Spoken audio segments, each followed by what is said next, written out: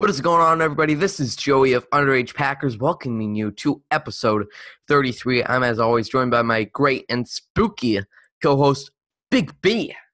What is happening?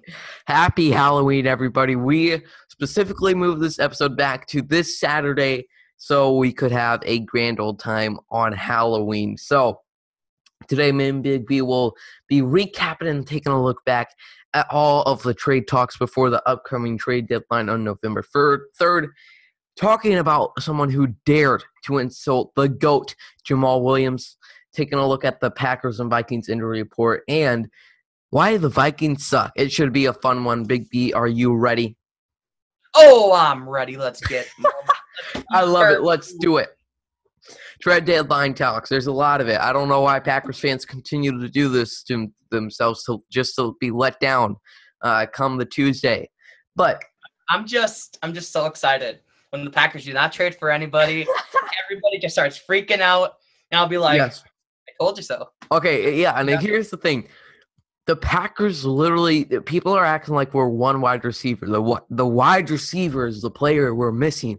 We would be winning by 50 if we drafted a first-round wide receiver. And it would be so much different. I wonder what the situation would be like, and if instead of Jordan Love, we just drafted, I don't know, Ross Blacklock or an offensive lineman. It's just really drafting Jordan Love, I think, is what a lot of people have so much hatred for right now. But so people are just extra salty this season. Yep. So, okay, first of all, us being in talks to trade for a wide receiver really has nothing to do with us not drafting one. Okay, think of how different the wide receiver situation is now than we thought it would be come the draft, okay? In April, we signed Devin Funchess. We're looking for Allen Lazard to get back. That is 3 solid wide receivers right there. You have MVS, EQ, where they're looking to get back from injury, who they really thought, MVS especially, who they thought would be a lot better. They were expecting a lot more from him in camp. So their situation before the draft isn't too bad. I'm not saying we shouldn't have drafted a wide receiver, but our situation was a lot different. Well, let's talk about trade talks. Oh, boy. And now I am bringing on the scariest thing to all Packers fans, the first-round wide receivers representing on my mask, Jerry Jeudy, Henry Ruggs, CeeDee Lamb, Justin Jefferson, the scariest thing to all Packers fans. But trade talks, Packers in talks are Will Fuller of the Texans. Jair Alexander held them pretty silent this past game in Houston. Big B, how would you compare? Do you think this is, Brian Gutekunst is really a general manager who likes to get involved in a lot of talks. Do you think this is, he specifically wants Will Fuller? He doesn't only want a wide receiver. He really wants Will Fuller to come in his offense. Possibly, but I think they just want to call on everybody, check in everybody, and Will Fuller's just the one wide receiver that got leaked out, Yeah, the guy that's out there. Yeah. Yeah, and it might be just the fact that, he's available. This guy we like best that we think we have a realistic chance of getting. This is his last year on his contract, so 9 games, but it is still a rookie deal, so it wouldn't be a major cap hit. It'd be really interesting to see him come in here. Obviously, Matt LaFleur was the quarterback's coach at Notre Dame with Will Fuller. Obviously, Will Fuller was not a quarterback with Matt LaFleur, but, we do have that coaching connection. Another trade deadline talk, tight end Zach Ertz from the Philadelphia Eagles. This one was really surprising. It just feels like nobody is talking about that. We legit made an offer for a star tight end, which was really surprising to me. And I love that they didn't make an offer for a big-name wide receiver, and instead they're going with someone like nobody would be like, it's not a wide receiver. Curse you, Brian Gutekunst. So we made an offer. I don't think it would be too much. Once again, I'm not sure what Zach Ertz's contract exactly looks like. In fact, I'll look that up right now. But Big B, what would you think of adding Zach Ertz to this Matt LaFleur offense? I think that'd be a great addition to the offense. Open a lot of things out. Yeah. Possibly put him out wide even, you know? Yeah, and it's key. We have a pretty solid tight end room, and it goes back to why the Packers never make these big trades, because you have guys like Jay Sternberger and Robert Tonyan, who you've been developing for a while. Obviously, maybe Zach Ertz is definitely a better veteran guy than Mercedes Lewis. Round 2, pick 35. He's this 8-year in the league. Looks like he is contracted into next year, so that's really interesting. Okay. Wait. Did you say he was a second-round pick? He is a second-round pick, so it doesn't really matter. Doesn't count. It doesn't matter. It doesn't matter. Dang it! Dang it! He couldn't have been a first round. So, what a shame for Zach Ertz. Yeah. Sorry, buddy. Yeah. So, at this point, any trade I really don't see happening unless there's a guy where they're thinking. Like, I think Zach Ertz is one of those guys where I really don't think they were offering first or second round picks for them. I think they were really they saw that the Eagles were asking for a really low price for their non-first rounder. And they felt they could get away with it. He goes on IR, and that obviously doesn't happen. I don't see them making a trade. That's how the Packers operate, and they've been really successful at it. It's brought them 2 championships and success over the past 30 years, and it might even be going to 50 if this works out. So let's talk now about someone who dared to go after Jamal Williams. It is time, Big B, to get the GOAT mask on. Here we go. All right. Too, so I can, Yeah. think. All right. We got to hear from the GOAT himself. Can we hear it and get it loud? Jamal Williams is the GOAT. The GOAT. Jamal Williams is the GOAT. The GOAT. I cannot take you seriously, but let's talk here about Badger Boomin on Twitter, a.k.a. Paul from Reporting That's Eligible in the Acme Packing Company. He had a really interesting take that I think a lot of people want to get your thoughts on.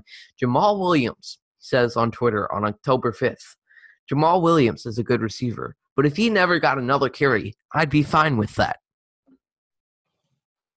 What?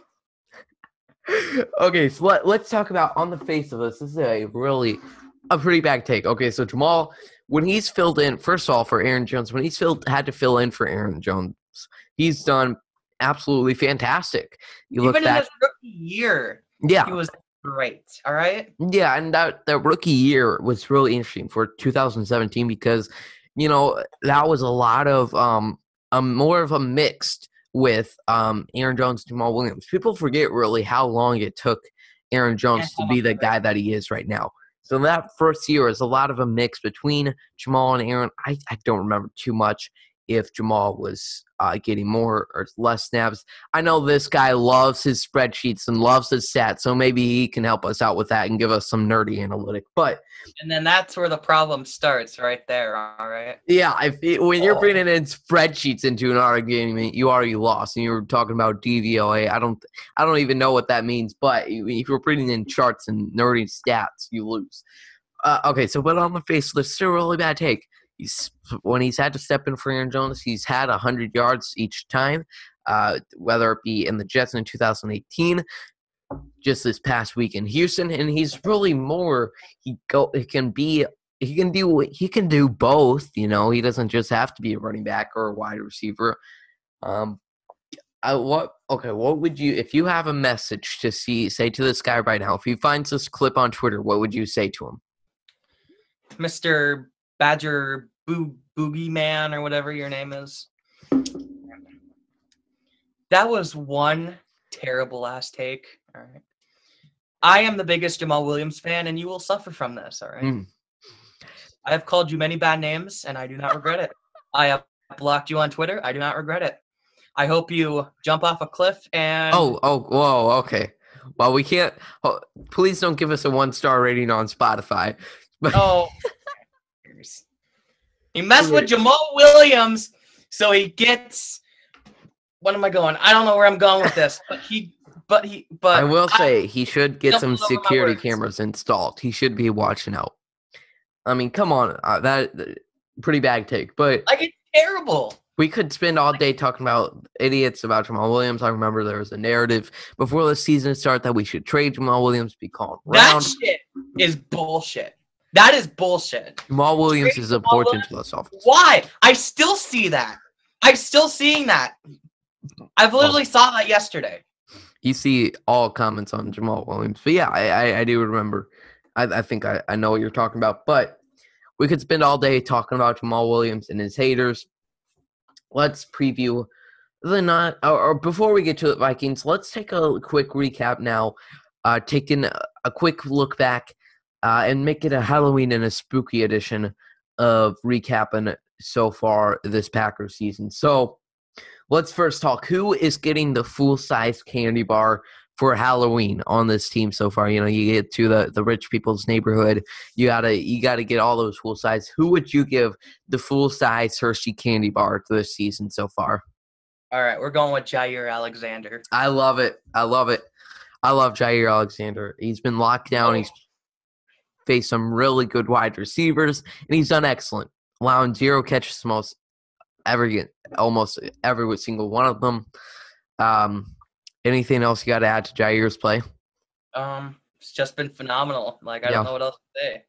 Just intercept the ball a little bit more, and then we'll be good. But, you know, he's definitely a top runner for Defense Player of the Year. I give my full-size candy bar to Matt LaFleur. Front runner for Coach of the Year. He has done phenomenal. Coming in here, completely changing the culture. You can say what you want about his 13 wins last year. You can say that he was fraudulent.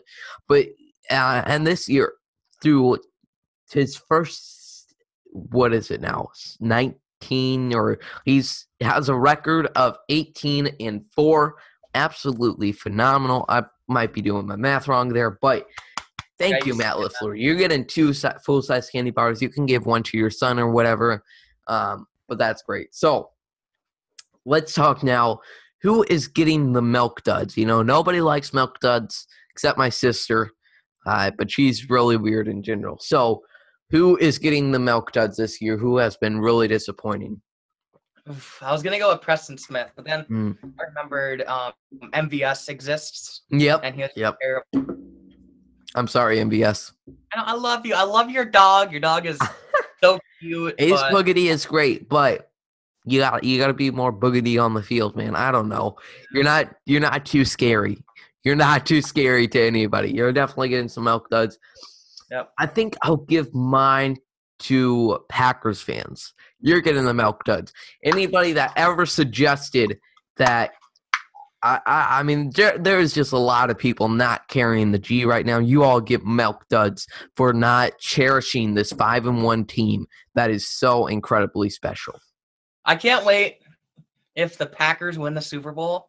Like, all the haters will come back and say, "Oh yeah, day one, woo!" Yep. I'm so excited for Jordan Love. Like, you know, the thing that is so frustrating about this argument is that, like, no, you coming back if 5 years from now Jordan Love has 2 seasons as a starter and he sucks, you coming back, that isn't proving me wrong. That's just, I'm still right that you shouldn't be judging him from his first snap. Because I never said he would be a great player. But you were the one saying that he would suck when you haven't even seen a snap from him. So we should really just name this the Jordan Love episode. This offseason, we need to do a full, like, hour-long episode and look back at all the memories of the stupid idiots surrounding the Jordan Love pick. Do we really want to do that, though? Oh, yeah. This offseason, we're going to have plenty of time, Big B. I'm telling you. All right. Let's do it. All right. So now let's get to, once again, something that is not too scary. It's the Minnesota Vikings. I love them. You know, they're just kind of slowly turning into your, like, little brother, you know, like sometimes like your little brother that when he gets angry he'll punch you, like, and then sometimes like he hurts you really hard and it's like, hey, that's not nice, you know, and but the other 30 times it's like a pillow getting whacked at you, you know, it doesn't hurt at all. But Let's first take a look at a few guys that got punched pretty hard on the Minnesota Vikings and their injury report. Daniel Hunter still on IR after our first time facing him. They obviously traded away Yannick Ngakoue, who I'm apparently not saying his name right. Dalvin Cook, limited participant at practice. Cornerback Mike Hughes and Holton Hill are not practicing. Viking secondary still sucks. And what a miracle. We turned out to be right that you can't rely on your 15 draft picks. Who would have ever thunk it, Big B? I know. Like, come on now. Yeah. Ooh. Like, they're having some issues in cap, and that's exactly what we talked about with Aaron Nagler before week 1. They had some issues with cap. They had to get rid of a lot of people, and now here they are sitting with a bunch of rookies depending on them. Isn't it great, though? It's great. It is great to see the Vikings suck because, in the NFC North, Bears fans, I can respect them. I can respect them because I feel they have a lot of love for their team. I feel they're really passionate. I don't think there's a bandwagon Bears fan. But Vikings fans, bandwagons, from that 17 run? Whenever they went to the NFC Championship game. They got some bandwagons there. They're really jerks. To be honest, I feel like if the Bears were the ones that injured Aaron Rodgers, they'd be like, wow, well, it really sucks that Aaron got hurt. But bear down still. I mean, that would be more acceptable than skull, Aaron is injury prone. Ha ha ha. That was pretty bad. Yep. But the Viking secondary is the weak point of their team, whether it be through injuries or their young guys. Devontae Adams should have another big game. Hopefully another 190-plus yard game with 202 touchdowns. That would be phenomenal. Devontae is pretty much, I think, like 6th in the league in yards and probably touchdown receptions, even though he's only played in 3.5 games. Phenomenal stuff from Devontae Adams. Do you think this is another game like we saw in week 1 where the passing attack is on fire for the Packers? Yes. Cheers to that. Yeah. Hopefully, I don't know exactly what the game plan will be. That's why I'm not the head coach. But, I don't know what the game plan will be, but I really think they should have a pretty easy day flying over with Devontae Adams, MVS. You just need Devontae Adams in all seriousness. Yep. Let's talk about the Packers injury report, which I forgot to get to. Alan Lazard and Christian Kirksey are back at practice. I believe they were limited participants, just doing some stuff here and there, but they are back at practice, which is always good, especially Alan Lazard. Kevin Keane and Aaron Jones, as of Thursday, did not practice. God. Okay, you got to stop with the bit a little bit. When Aaron Jones is hurt, you can't be like, oh, it's Jamal Williams time, baby. I'm sorry. I can't contain my excitement. All right. Well, yeah, hopefully if Aaron Jones can't play this week, we know we got Jamal Williams, who apparently this Badger Paul isn't too excited for. But that dude is such an asshole. That Badger boo guy. Yeah, I hate him. Never going to forgive him. We need to have him on the show. Oh, there we go. All right. So Kevin Keane and Aaron Jones still not practicing. David Bakhtiari and Tyler Irvin were back at practice the other day. I believe as full participants.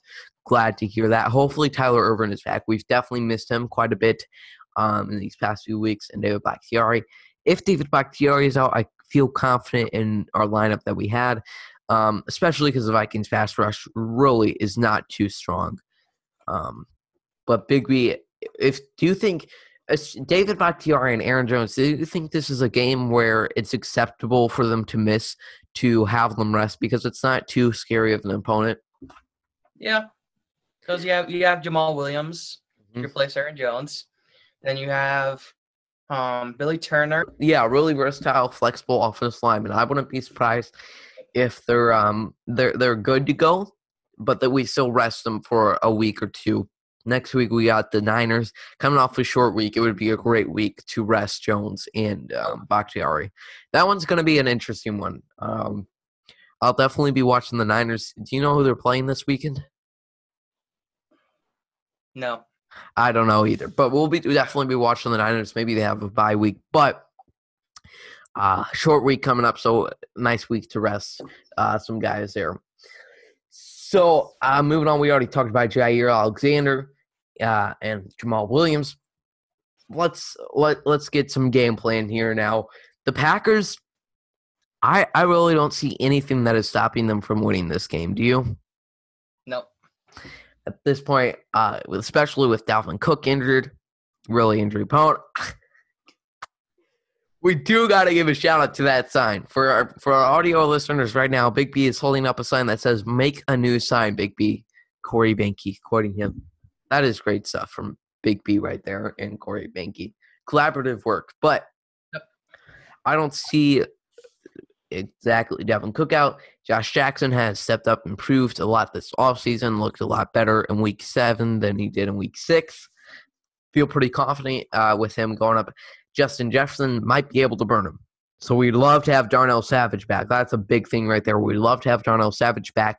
Hopefully Adrian Amos. And that's that what does concern me a little bit with Darnell Savage, even if he isn't. His big problem is letting up those big touchdowns. He did it in Minnesota, or he did it at Lambeau against Minnesota last year. He did it in Minnesota in Week 1. Darnell, you got to step it up. We got to have Darnell watching out for Justin Jefferson to put on the burners. So, Big B, give us a score, or give us the most important player on the Packers and the most important player to watch on the Vikings. For the Packers, Montravius Adams / James Lakiki. All right. Put the pass rush on Kirk. Yep. And the Vikings, I don't know. All their players are trash. I don't know. I'll go with Jamal Williams for the Packers. Yeah! And Kirk Cousins for the Minnesota Vikings, just because he's going to be really important to make those mistakes. All he's got to do is make 1 or 2 big mistakes, which he tends to do. Packers will be great. Let's hear a final score prediction from you, Big B. 51. Oh. 51-31, Packers win. I like it. I mean, that's the thing is that's not too far off from the score from Week 2 or Week 1. Like literally 9 points for the Packers, -4 for the Vikings. It will happen, folks. I'm gonna say 38-15. Packers win. Gonna be much more convincing. Defense isn't gonna let up. Near the end this time, the Packers offense won't even have to have that put-away drive with Allen Lazard like they did in Week 1. Thanks, everybody, for listening and watching the Halloween special of the Underage Packers podcast. Let's see the GOAT mask one more time. Oh, yeah, son. The GOAT! The GOAT! Thanks, everybody, for watching. Make sure to subscribe to our YouTube channel. Follow us on Instagram and Twitter. We have a lot of exciting episodes coming up. Join us this Monday to recap the Packers' win over the Minnesota Vikings.